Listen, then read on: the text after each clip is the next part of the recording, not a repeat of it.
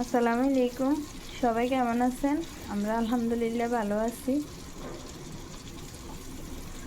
আজকে আবার চলে আসছি আরও একটা নতুন ভিডিও নিয়ে। আজকে রান্না করব করলা দিয়ে আলু দিয়ে ভাজি, আর এখানে মাছ ভাজি করতেছি। মাছ ভাজি করা শেষ। এখন এখানে পটল দিয়ে এই যে পটল কাটে নিছি, আর ছোট একটা আলু দিছি। আলু দিয়ে পটল দিয়ে মাছ দিয়ে রান্না করব। আর এখানে এই যে ভাত রান্না করতেছি। এই হচ্ছে আজকে রান্না বান্না। আমাদের সাথে থাকেন তাহলে দেখতে পারবেন আজকে আমরা কী করি। আগে আমি সব কিছু গুছিয়ে নিছি। পটল, করলা, আলু রান্না করতে যা যা লাগবে সব কিছু গুছিয়ে নিছি। এখন আর মাছ ভাজি করে নিছি। এইটা এখন ভাজির চালের মধ্যে মশলাগুলো কষাবো পটলের জন্য। এইখানে মশলা কষাইতেছি, পটল দিয়ে দিব। এখানে টমেটো দিয়ে দিচ্ছি। টমেটো গললে এটা ভালো লাগবে আমার থেকে। সব তরকারির মধ্যে, বেশিরভাগ তরকারির মধ্যে আমি টমেটো দিই। আমার থেকে টমেটো দিলে ভালো লাগে।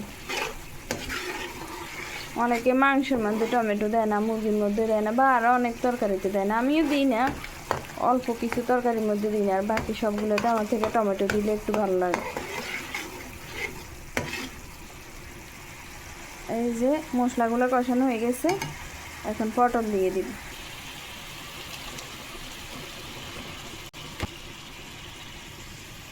এগুলো আস্তে আস্তে কষানো হোক এই ঝোলের মধ্যে। এই ঝোলের মধ্যে অনেকটা সিদ্ধ হয়ে যায়, তারপরে অল্প একটু ঝোল দিয়ে পানি দিলেই হবে। ঢাকনা দিয়ে ঢেকে দিব, ততক্ষণে এগুলো কষানো হোক। দেখি কি অবস্থা। এই যে মশলা পটল অনেকটা সিদ্ধ হয়ে গেছে। এই যে দেখছো, একদম নরম হয়ে গেছে। এখন অল্প করে একটু জলের পানি দিয়ে তারপরে মাছ দিয়ে দিবে।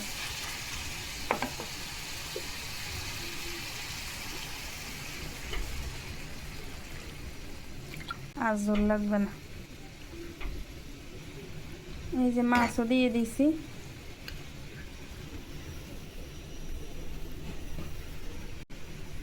এখন ঢাকনা দিয়ে ঢেকে দেব। এই পাশে করলা ভাজি করতেছি, আর এই যে এই পাশে ভাতও রান্না হয়ে গেছে।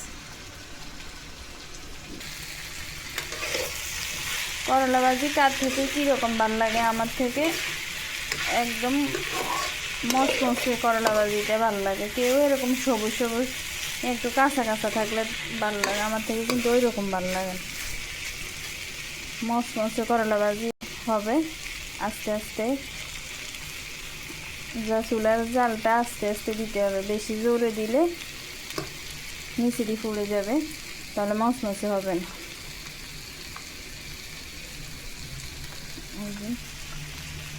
পেঁয়াজ, কাঁচামরিচ আর অল্প একটু রসুন, অল্প একটু জিরের গুঁড়ো দিয়েছি, এই আর কিছু না। আর একটু হলুদ দিচ্ছি।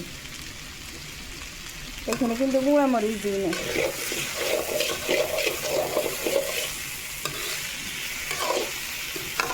এইভাবে মচমচে করতে একটু তেল বেশি লাগে আর একটু সময় বেশি লাগে।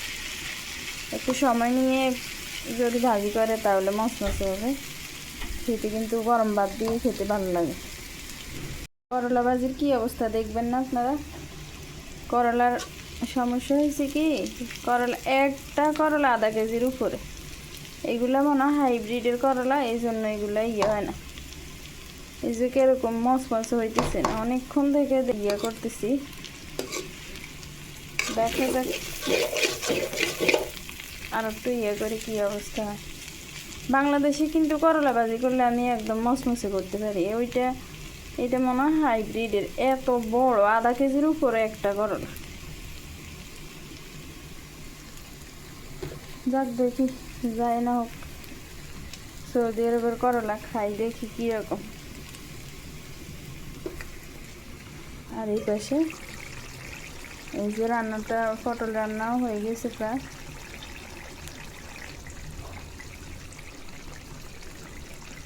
অনেক দিন পরে পটল রান্না করছি। সৌদি আরবে আসার পরে আর রান্না করিনি, এই প্রথম। লবণ দেখছি, আমি রান্না করছি দেখি না, এমনি লবণ দেখছি দেখছি অনেক স্বাদ হয়েছে, মানে লবণে হয়েছে কি না এটা দেখছি একটু, দেখি না স্বাদ হয়েছে। আর কোনো কিছু যা দিছি একবারেই, মানে আর কিছু দ্বিতীয়বার লাগে না, যা লবণ সব কিছু। আর শুকাবো না, এবার চুলা বন্ধ করে দিই।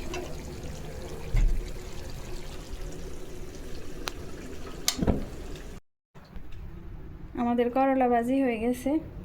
বাংলাদেশে করলা ভাজি করলে আর একটু মচমচে হয়, এখানকার করলা ভাজি মচমচে হয় না। তার কারণ কি, করলার সমস্যা নাকি এখানকার আলু আলু দিছি, অবশ্য এখানকার আলু আবার তাড়াতাড়ি সিদ্ধ হয়ে যায়, মানে অল্প কিছুক্ষণে একটু বাপ লাগলে থেকে আলুগুলো সিদ্ধ হয়ে যায়। যে কোনো কিছুর মধ্যে আলু দিলে তাড়াতাড়ি সিদ্ধ হয়ে যায়। যাক, যা হয়েছে এমনি সব কিছু ঠিক আছে। এখন গরম ভাত দিয়ে আমরা এগুলো খাবো। আর এই যে এখানে পটল, আলু আর মাছ, দোনোটা রান্না হয়ে গেছে, ভাতও রান্না হয়ে গেছে। এখন রাইসের আব্বু আসতে একটু দেরি হবে, আমরা একটু রোদ্রে বসবো। বাইরে এত বাতাস, এত ঠান্ডা, সুবহানাল্লাহ। বাইরে রুমের ভিতরেও থাকা যায় না, এত ঠান্ডা। এই জন্য এখন আমরা একটু, এই যে রুমের সামনে ছাদ, আমরা তো ছাদের উপরে একদম 4 তলার মধ্যে, দরজা খুললেই ছাদ, কেউ আসে না এখানে অবশ্য। এই জন্য একটু ছাদের উপর বসছি। আজকে অনেক বাতাস, এই জন্য ভাবছি একটু রোদও আছে, বিকেলে এখন একটু ভাবছি যে সাগর পড়ে যাবো। এই জন্য আমি এসে বাইরে এসে বাসা থেকে। রাইসের আব্বু এখনো ডিউটি থেকে আসে নাই, তো আমরা খাওয়া খাই, এখন একটু বাইরে এসেছি। যেদিন বেশি বাতাস থাকে ওই যাইলে ভালো লাগে।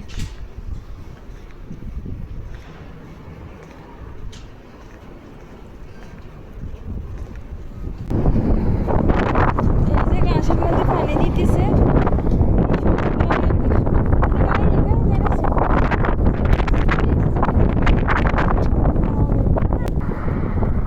কি সুন্দর গাছের মধ্যে পানি দিতেছে।